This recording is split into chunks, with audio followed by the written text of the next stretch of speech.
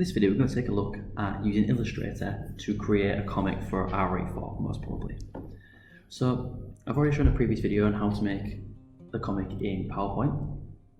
Now if you want to sort of go for sort of a bit more free reign, create your own things and sort of go for the sort of higher marks by creating your own panel shapes and things, then this is what you want to be doing. Now you can do a very similar process if you use like Photoshop, Draw Plus especially. You can do this very easily.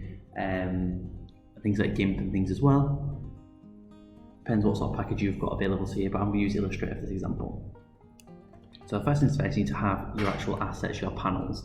Now you can either draw these yourself using Illustrator itself, or using some vector program like Fireworks or Photoshop. You can go ahead and create characters and your backgrounds and things. You can take photos using a digital camera, go ahead and create some scenes with your friends and things and take some photos or source them online, or you can use a website such as Pics.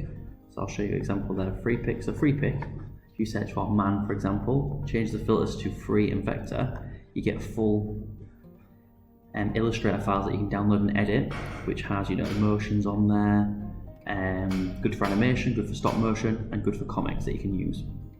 So that's what you might want to do. They have photos as well, and other things that you can use. And I think you get limited to something like 5 free downloads a day, and then all you've got to do, so this is go on your copyright statement or your sources table, is you've got to reference the person who made them. So these ones are made by Pics. So when you go ahead and download these, just say I downloaded that, you've got to copy that link and then you've attributed that author. Similarly, you might also use storyboard that, where you can create a storyboard where you can add on characters, scenes. This is one I've made earlier. Characters, backgrounds, and they're all free to use as well. Again, just reference where you got them from, take a screenshot, save them, and then you've got those assets there. So in my Illustrator document, I'm going to presume you've got all of your assets. So the first things first, you need to go ahead, grab your assets, put them on the screen. So I'm going to have this one in the middle. I'm going to get rid of that one, I don't want that one anymore. I'm going to have this one here, and I'm going to have this one here. So let's firstly get them all the right size and shapes. Well, this one quite big because it's going to be my focal point. This one not as big, and then I want a little bit of room at the top because I'm going to put my title of my comic at the top there as well. Just getting the right size. Roughly, I'm not going too accurate, just a rough example of what you can do. With that, I'm going to have that a bit higher up, maybe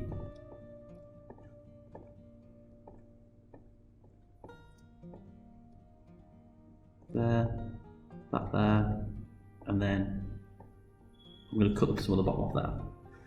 So once done that, we need to make some more layers. So go ahead and just create a bunch, and then create a shape. It can be any colour or size or shape.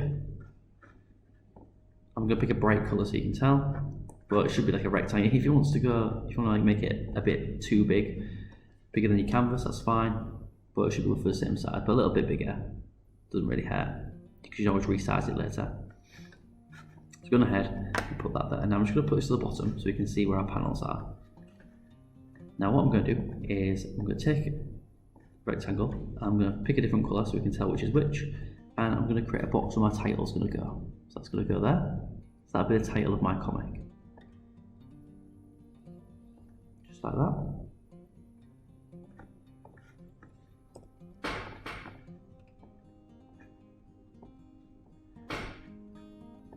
Make sure it's roughly in the same place, and then I'm going to create panels that I'm going to go over. So for the higher marks, you should have a range of panel shapes, so not just square, square, square, square, or rectangles. So a range like circles, star shapes, rounded rectangles.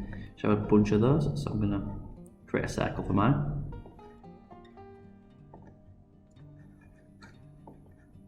Just make sure I want the correct layer as well. Don't want to be there. So layers are important for this sort of way of doing things. So I'm just going to make sure I'm on the top layer. I'm going to cut this one as well and put that on the same layer. Put that where I want it to be.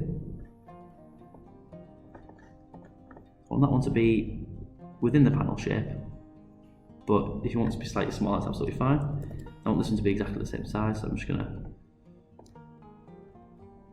put it in there like that, and then I'm just going to have also a box for this one, this bottom one,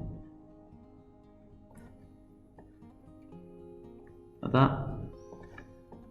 And then last thing is I want some sort of, you know, different looking shape for this sort of middle panel where the focal point is. So to do that, I'm just going to go look for like a star shape. So I've already found that one, so I'm going to copy that image. And what I'm going to do is I'm going to trace it using the pen tool. So roughly get the right shape. You can resize it in a moment anyway, so it's not too much of an issue. Get the pen tool and then roughly just trace the shape you want. Obviously you can feel free to change this. It doesn't have to be exact, and there's nothing wrong with you tracing things. Obviously if you trace something that's like a trademarked logo, or you know, something that someone's created and try and pass it off as your own, then obviously you are breaching various copyright laws and things. But if you're just using it to get a rough shape, there's nothing wrong with it. So I'm going to roughly space out what I want to see. So I want to see a bit of the kid's face, and I want to see some of the bully, like that. And I can make them bigger and move that if I need to. So what I'm going to do is I'm going to highlight all my boxes and the yellow background. I'm going to use the Pathfinder and subtract that from. Now, if you don't have Pathfinder, if you just go to Window and Pathfinder, that appears there. Now you see what it's done is it's cut out holes out of that front shape. So it means that it doesn't matter if you mess up some of your panel shapes and sizes, it's always going to fit in because it's going over. So I can say, right, this bottom panel, I want that to be bigger. I want to see more of the scene, more of the characters rather. This one here, well, I want that to be more like that, so you can see him crying. Now, see, I have cut off a little bit of my shape. Put some bits there. See if I'm like that, you see a bit of white, so you'd have to fill that in with a bit of scenery or something. So I'll put mine like that so you can see it. And then if I want to zoom these in a bit more and go ahead and do that, I don't have to worry about resizing my assets. It's just my panel shapes mainly changing or just increasing the size like I have, like that. Once you've got that, you may want to change the thickness, so we can go to properties and increase the stroke. So I'm going to increase it to 4 points like that. You see I've got a nice little border around things, looks very cartoony, and sort of fits how I want my shapes to look. Now, next thing I want to do is create some speech bubbles. So, and just apologies for my computer being a bit laggy, it's not really that fantastic, and when I'm recording it's a little bit, it struggles a little bit when I'm recording and using Illustrator at the same time. So next thing I want is a couple of speech bubbles. So again, to do that, I'm going to go ahead and find a speech bubble. So again, a different range of speech bubbles and things like that as well would be really, really beneficial, but I'm just going to do a basic one. You don't have to do special ones, but it would look a lot better if you could do that. I'm just going to get an ellipse, make it blue again just so we can see, just a rough shape, and then get the pen tool again and make like a triangle shape. I'm going to curve it as well, like that. And I'm going to use Pathfinder again, and I'm going to unite the shape. I'm going to make it white, get rid of that one, add the stroke, make sure it's the same as this one so it's nice and uniform, and then start positioning where I want my speech bubble. So I'm going to have a speech bubble there. I'm going to have one from him, one from the police officer, one from the guy there, and maybe I'll have one like that from him. So you see there, we've got our rough comic there. Now, your last real step, if you've got a bit of overlapping as well, there's nothing wrong with that. I think it adds a little bit more depth if you've got like panels overlapping and, you know, a panel reaching into another panel as well, can look quite cool. Sort of Deadpool style, sort of breaking the fourth wall kind of thing.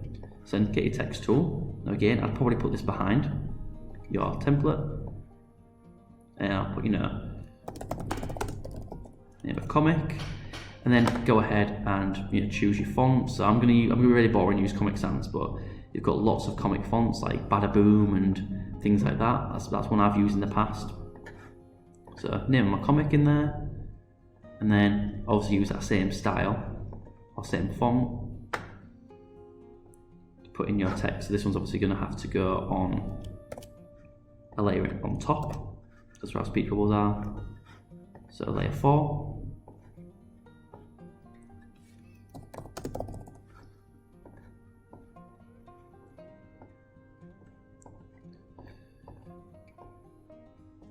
That's been a bit funny.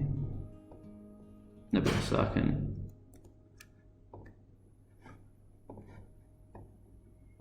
take my font, make it a bit more, a bit smaller, and then whatever text I want, I can put them in the various speech bubbles. Obviously, you may need to change the size if you've made a smaller speech bubble and things like that. But you've got your rough comic there, which has got our nice focal point going to the middle of the screen. I might want to add, say if you just hit him or something like that, I might have like a pow, again using the same method of tracing like a big shape like that. Got my text in there, so you should be able to follow the stories and tell your story really clearly. And obviously you go on to your second page and third page, how many pages you need. That is your basic comic pretty much done. And obviously you can go ahead and change this colour, so you might decide that you want it to be something a bit more neutral, a grey colour. You might even have some extra bits on here, or some maybe some additional characters, or a little bit of extra depth in there. But our sort of main first page of our comic done, and you could add to this as well, and maybe have a front cover and then have page 1, page 2. That again could look really, really good. Looking at a comic and putting like the price on there, issue number and things, adding those key comic features to tell your story. As I said in the previous one already, which is very similar, sort of similar kind of story, you might want to add in those like pows and bangs. So again, if you put something like comic pow, take one of these pictures with like these sort of different layers, take that, trace the, I think it's made up of 3 shapes, so the background, that and the text, put it on top, add a pattern, add a gradient. There's lots and lots of examples you can use to sort of add those extra bits of detail that just make your comic look better, more detailed. Look at a comic. So if I search for, I don't know, Batman comic, well, these are a bit more sort of graphical, but you can see like they might have instead of speech bubbles, have the little squares. Sometimes they have little boxes with like some narration on. So again, if I want to add some narration, I might grab a square, put it there. Might be an idea for me to put that behind it, make it white, or sometimes like an off yellow colour. Stick that there, and then I might have some text saying the police officer comes and saves the day or whatever, or meanwhile, or something like that. So add a little bit more narration, tell a story a little bit better. Lots of different things you can do without doing too much work. Especially if you're using photos as well, you can probably come and construct your comic very, very quickly. It can look really, really high quality without much in the way of effort of you drawing all your different things. There's no real marks for you being able to draw really good characters. That's not what it's about. It's about you telling the story. So that's what your priority should be, having a story that makes sense, it follows the brief, and it actually tells the story properly. Hopefully that helped anyway. So if you are struggling, by all means, please use these ideas, use the pathfinder to subtract and unite shapes, and look at different fonts, construct things together, try and use ideas. You're not gonna lose marks if you steal a visual style and apply it to your comic to make yours better. Storylines, not a good idea, but visual style, so a whole part of your coursework is you applying that visual style to your comic to tell your story.